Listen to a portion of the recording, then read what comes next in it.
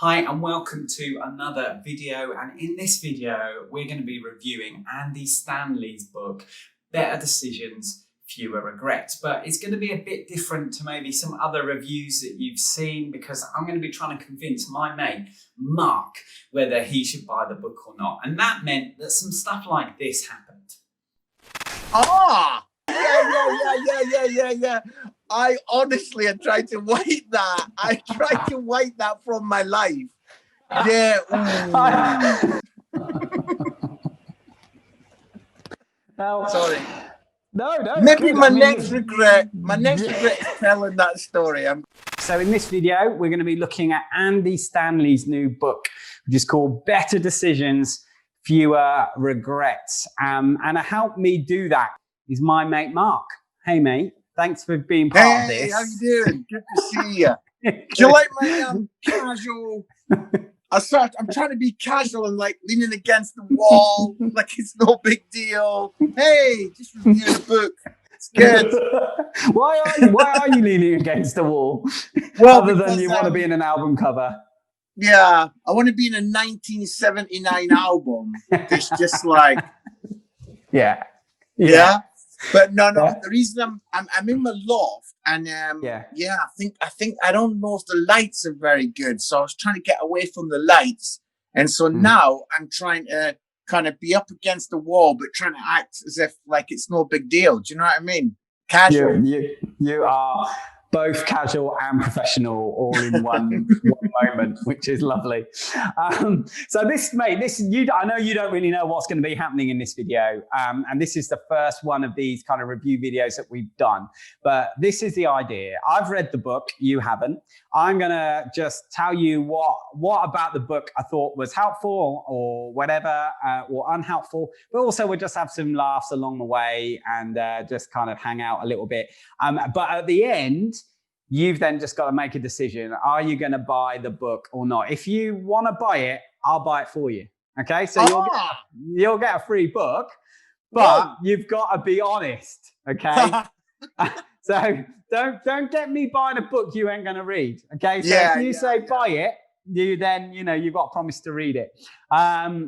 So that's what we're going to do. So but at the end of the video, you'll find out whether Mark wants me to buy the book for him or not. That's what we're aiming for in this. And before we jump into the review, the title of the book, right, is Better Decisions, Fewer Regrets. And I just wanted to know what you've been doing today. Because you told me yesterday what you were doing this morning, unless you're not doing it, in which case this whole piece is yeah. I honestly had tried to wipe that. I tried to wipe that from my life. Yeah. So what were you doing this morning, Mark? Let's jump. So tell me, Mark, what were you doing this morning? Yeah, so this morning I was on a speed awareness course. There we go. You were on a speed awareness course. How was that? How did that go? So was it Zoom then? Zoom. And I mean, I don't know if you've ever been on one. You've probably never been on one. No. But they're very, very, very, very boring. And part of it is to kind of be like, hey, learn to slow down. Well, the guy that's doing the course, he needs to learn to speed up. You know what I mean? It's like, could you turn your camera off? Because I guess that's one of the things, isn't it? I assume you're not allowed to turn your camera off. You can't turn your camera off. Just work on other stuff. Yeah, that's right. I'm like playing Among Us. I am listening. I'm just going to be over here for a bit. No, you can't do any of that. You've got to be giving it full attention the whole time. And what a nightmare. And they do not want people to be funny. They don't. I've realized today when they said, has anyone got a good reason for speeding, that they feel that they were unnecessarily like kind of in this class. And I said like, well, my wife was pregnant. I was trying to get to the hospital and the police stopped me and I did all that. And then he was like, oh. And then I went, I'm joking. And to say that it went silent, it was horrible. It was horrible. You're suddenly faking internet problems. Yeah. So we're gonna do. Oh no, actually, there's one more regret of yours that I want to mention at this point. So we've had your speed awareness course, we've had your other story that may or may not get edited out, and then we've got the third thing, which is this week. I'm not on social media loads, to be honest. I kind of do a little scroll at the end of the day, and I was doing that the other day, and as I'm scrolling through, I see this photo of you on your wedding day. And let me just say, mate, obviously you're celebrating an anniversary, so you thought I'll post a photo of me on my wedding day. Like Tam, your wife, she looks great. She looks as great then as she does now. But you, mate, what were you thinking? Why? Why would you post a photo of yourself looking like that? That's what I want to know. Was there nothing in you that just thought, I need to make a better decision so that I will have fewer regrets? Because to me that was, yeah. I mean, put it in the comments. You know, if you love the photo, if you think Mark looks awesome, yes, and you don't understand what I'm talking about, then that's great. You know, just say in the comments if you love the photo of Mark. How old were you in this photo, Mark? I was 24, but I look like I'm 11, don't I? I really do look. You really do, because that was my next question. Was this an arranged marriage? That was my. I just didn't know whether somehow, you wanted to marry. You wanted to marry not into necessarily wealth, but just into English blood, and wow. so there are kind of Scottish families who are arranging marriages with good English families. I don't know what it was, but okay. No, so no regrets about posting that then for you. No, I've got no regrets about that. Right. Okay. Listen, we need to jump into this book review, otherwise you're never gonna want me to buy it for you. And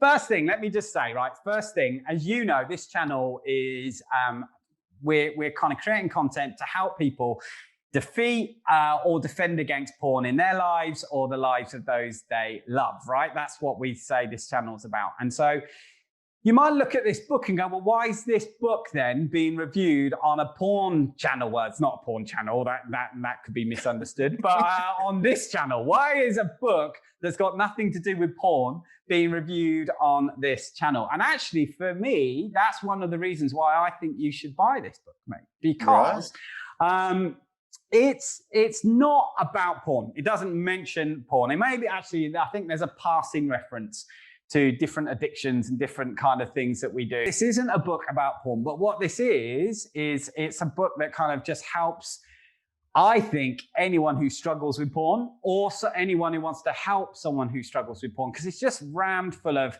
this is just a great way to make good decisions for your life. And porn use is a bad decision. So how do you avoid that? And how do you choose better decisions? That's what this book is really all about. But the added bonus of it is, Mark, that you can read this book and you don't have to be hiding the fact that you're reading this book. There's some of the books that we'll review on this channel. People are going to go out and buy a Kindle just so that they can read some of these books, because they've got titles like Confronting Porn, which is one of our books, for example, which is great. It's full of awesome stuff. But we know that there are some people who don't want to be sort of like, sitting in the lounge kind of flicking through that one. So that's one good thing about the book, is that it's actually something that will help. I think it's a game changer in some ways for people who struggle with porn or want to help those who do.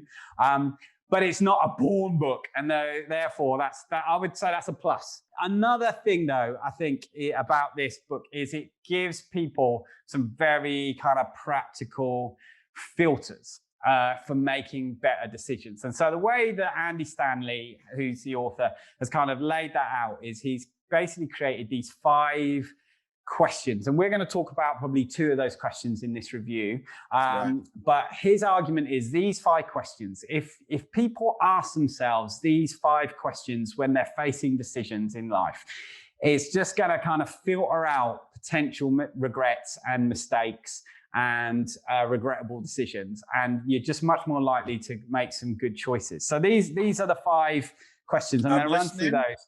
Yeah, now they're, I'm not going to do spoilers and tell you everything he says about these things, but they are helpful questions. So the 5 questions he covers are, there's an integrity question, which is, am I being honest with myself, really? There's a legacy question, which is, what story do I want to tell?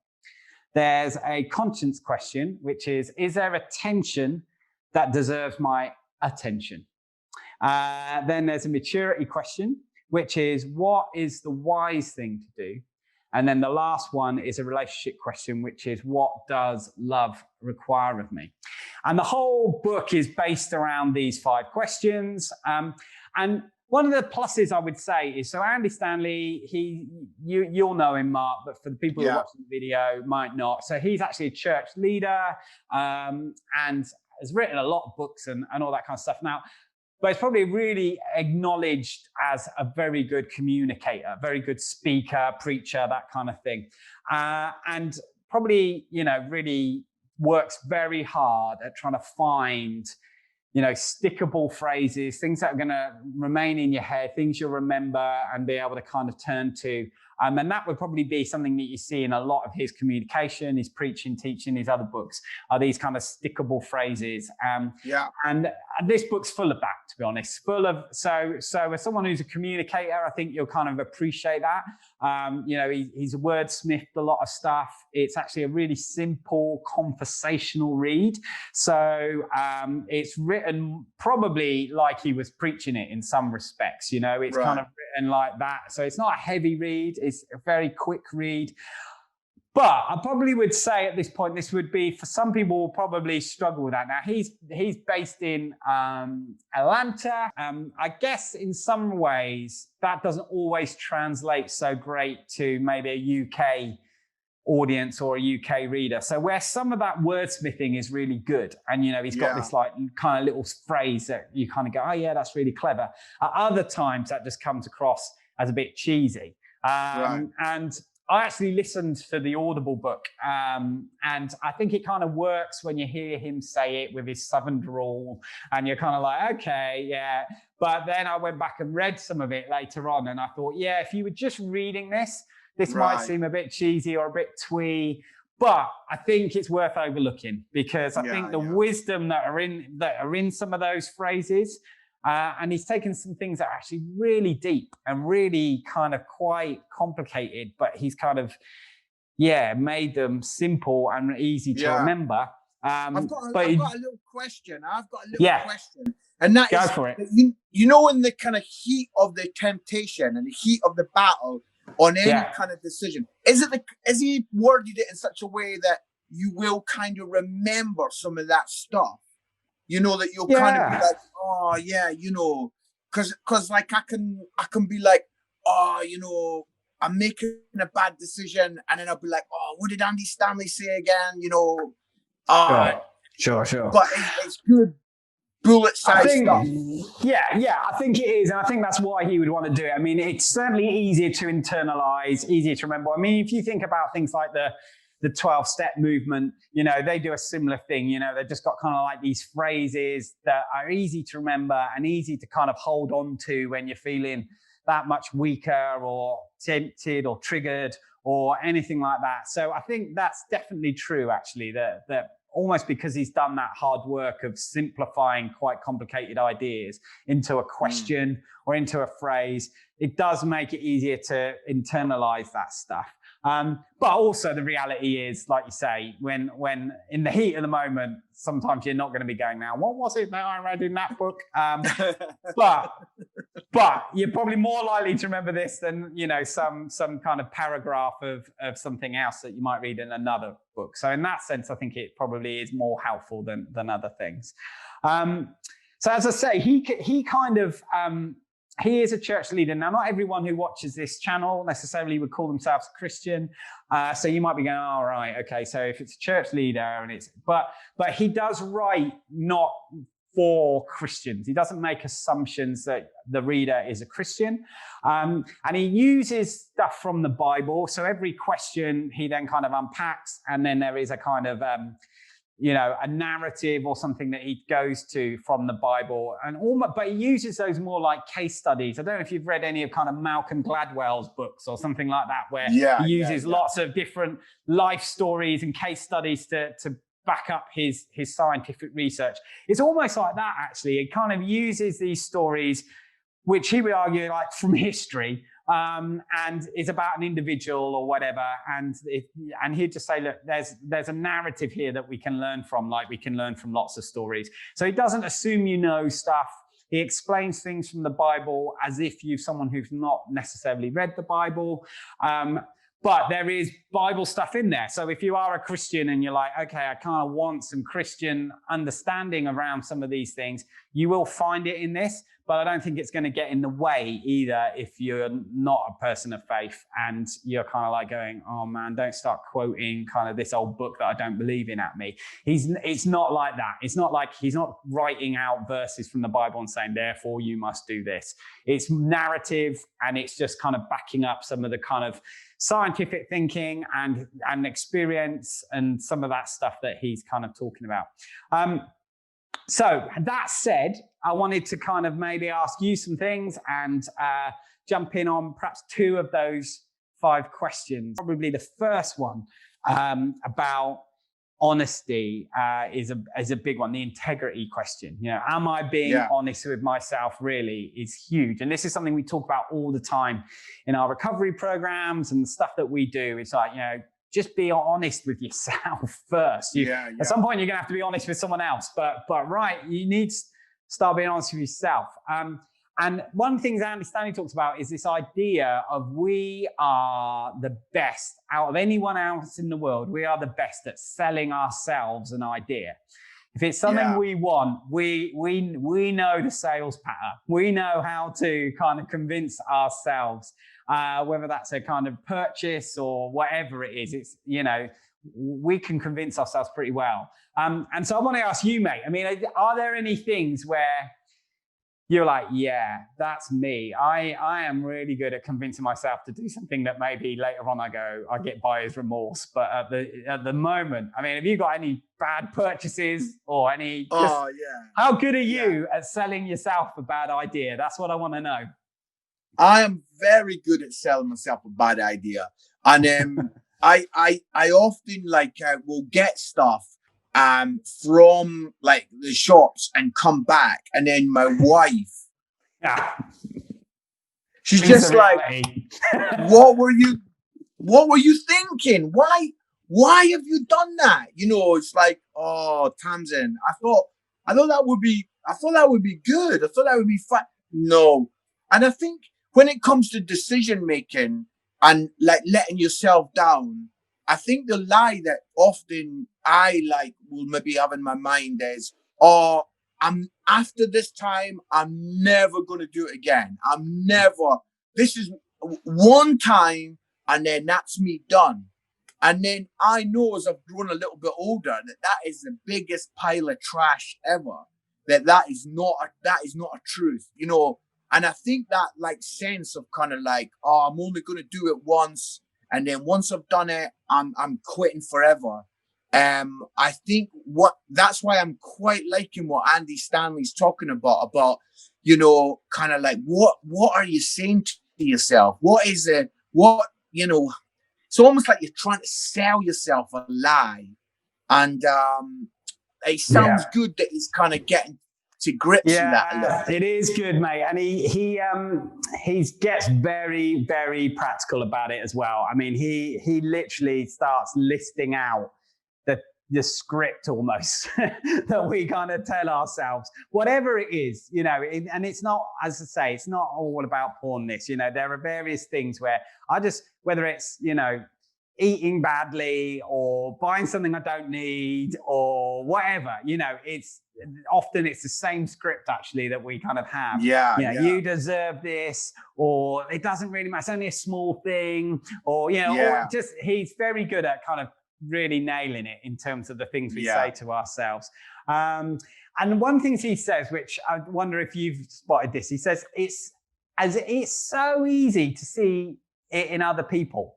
It's so easy to see in our kids that they are like convincing themselves, or something. Like you say with Tamsin, like, the question is, am I being honest with myself really? And he sticks the really at the end. I just can imagine, like, that's exactly what happened. You walk home with that thing that you bought and you just get the really. And it's not even a word, it's just a look, really? But it's so easy to see in someone else. You've kind of like gone, yeah, this is great. We really need this. And, and you justify it. In fact, one of the things he says is, to justify is just a lie, which is one of his little kind of, one of his things. It's full of that kind of stuff. And as I say, some people will find that cheesy and others will find it helpful. But we've justified it to ourselves. I needed this. And then, you just have someone else kind of go, really? Like, you've got teenagers, right? So you must see this all the time. They're convinced that this is a great idea. And you're just like going, yeah, why can't you see what I can see right now? Is that true, man? I could tell you a really funny little thing happened. My son took his girlfriend out to the cinema for the first time. And when he got back, he went, "Oh, Dad." He says, we went to Pick and Mix. He says, and I spent £19. 19 on Pick and Mix. B&M. Go to B&M first. First rule. Do you want your Pick and Mix? B&M. Oh, £19 on Pick and Mix. If there's a metaphor for life and regretful decisions, that seemed like a good idea at the time. Yeah. Okay. Yeah. Brilliant. But it's so funny, isn't it, Ian, that actually in a funny kind of weird way, this is what we're chatting about now. The sense of kind of like, he says, "Oh, Dad, when you're putting them in the bag, you kind of say to yourself, oh, it's fine. I'm sure it won't be that bad." And I mean, you say about really, I mean, when that's £19, really? Yeah, really. That's right. So another question that Andy talks about that I want us to kind of finish on, and then I'm going to ask you the question, which is, do I buy this book for you or not, is actually around this whole idea of maturity. And is this the wise thing to do, is kind of how he puts it in the question. And one of the interesting things he talks about is the difference between doing something that is wise versus doing something that is kind of morally right.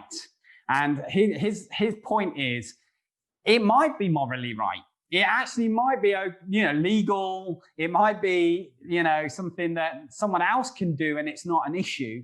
But in light of your past and maybe the future that you want to have, is this a wise thing for you to do? And one of the things he talks about in this is parenting. And he talks about his own fails as a parent and some of the successes as well. But one of the things he's saying is like when you're a kid, you ask all the time, what's the rule? Because then when you know the rule, then you know how much you can bend it. And he talks about how actually as a parent, something they've tried to do is not give rules, but kind of actually ask their kids to just think wisely instead, and just the process of doing that and what that looks like. Just kind of wondered again, are there things that you've seen as a parent yourself or just in your own life where you're going, okay, technically that's not wrong. It's not like it's not that the rules are, being kept, but you're looking at it going, but is it wise? And that's something else. That's something different, which I thought was quite an interesting way of looking at it. What do you think? No, Yeah, I'm liking the sound of his book. I mean, the only thing is that like it feels like to make the decision at the end of this conversation, I actually need the book to make the decision about whether I want to get the book, which is getting a little bit confusing. But anyway, Okay. One of the things that I did as you can imagine, I've got parent fails coming out my ears. I mean, I can tell stories about letting the side down big style. But one that I did where I think it kind of shows a little bit of what you're chatting about is my daughter, Kezia, was like a really good student in primary school. Very, very disciplined, very good girl. And one day, Tamsin, my wife and me were at the gate waiting for them. And we saw the other kids coming out and ripping open their report cards. And they're all looking at their report cards. And before they hand them to their mums. And our daughter, Kezia, very, very disciplined. She came, she didn't open it. She handed it to us. She says, "That's for you guys. I'm not opening it. It's addressed to you." And we're like, "Oh, wow." That is so good. And we got home. We got home and we opened it, and Kezia went upstairs. We opened it and it was absolutely beautiful. I mean, this was the best report card ever. I had never had a report card like this. And she got it. And I thought it would be funny. So what I did is I just went, "Kezia, get here now." She came scuttling down the stairs, and I've got the report card in my hand, and I've got this angry look on my face. "I have seen your report card, and it is brilliant." And she just got this little face, and her little chin goes, and she's like, "I don't understand. He's saying brilliant, but he's shouting." And then I went, "I'm only joking. It's a joke." Well, I thought she would laugh. She did not laugh. She bursts into tears. She runs upstairs. I think she says, "Dad, you're an idiot." And she runs up into the room. And my wife does that classic thing where she's like, "Fix it." And I had to go upstairs. And I realized that actually, I hadn't really done anything kind of wrong in some respects, but I had hurt someone that I really love. And I had to say sorry. And, Dad saying sorry to his little girl, oh, man, it's hard. It's hard. Yeah. But, it's like this classic thing is, Mark, is this wise? It's not even is it right or wrong. Is this wise? You know what I mean? Yeah. And it sounds like that's what he's kind of saying. It's that sometimes we can get so kind of trapped in our head. Is this right? Is it wrong? Actually, is this a wise thing to do? Is this a wise use of my time or whatever? Yeah. So, no, interesting. Especially because he does make the point, which I think is so valid, which is he's saying what might be okay for someone else might not be wise for you based on your past, based on your maybe some of your baggage or your problems or your experiences. And so again, we would sort of say, someone who struggles with alcoholism or whatever, we acknowledge the fact that what is wise for an alcoholic might not be an issue for somebody who isn't an alcoholic, and so we see that people have to make changes and decisions for their life, not based on is it legal or, is everybody else doing it? Actually, in the end, it doesn't matter whether someone else can or can't do that. What can you do is one of the big things he kind of talks about, which is good because when you are doing that first question, when we're trying to sell ourselves something, one of the big things we say is, well, we compare, well, they do that. Or, at least I'm not as bad as them. And so actually having that kind of that wisdom check question, I think is a really good one. So there are these 5 questions. I think they all are really helpful. As I said, I think they're helpful if you are struggling with a specific thing that you're trying to not, make regrettable decisions around, like porn use. But actually, I think just in life, they're really helpful. Just good framework for living sensibly, wisely, well in life. So, Mark, based on what we've said, here we go. Here's the next. Based on what we've said, Do you want me to buy you this book? Can I ask one question? Yes, of course you can. Am I allowed to put other things like in the basket along with the book? Am I allowed? Am I allowed to? Or is it just the book? It's just the book, isn't it? Yeah. It's just right. Yeah. So based on everything you said, all jokes aside, 100%, I genuinely do want to get the book, because I think what the best bit for me is just the practical side of it. Because a lot of people have got the theory, but I want the practical. How's this going to help me on a Tuesday morning? How's it going to help me on a Friday night? So on that basis, I want you to get me the book. Yeah. Okay. On that basis. Hardback. I want the hardback. I'm in. Okay. Right, mate, fine. No expense spared. You're getting the hardback and you're getting it in large print. Because not only are you getting old, it's bigger. So I can read it against the wall. Yeah, that's right. Exactly right. Well, mate, thank you so much for spending this little bit of time telling me some stories and telling all those who are watching the stories. So that's it. Thank you for sticking to the very end, or pretty much the end of the video. And listen, if you want to have more help, maybe you want help to defeat or defend against porn in your life or someone else's life, then this channel hopefully is going to give you some of that help. We've got those reviews like this one, but also interviews with people, practical advice videos as well. So you know what to do. It's what they always say on YouTube. Click subscribe, and that's how you'll know. But also it will help other people find out about this channel as well. And yeah, see you in the next video. Thanks a lot. Bye.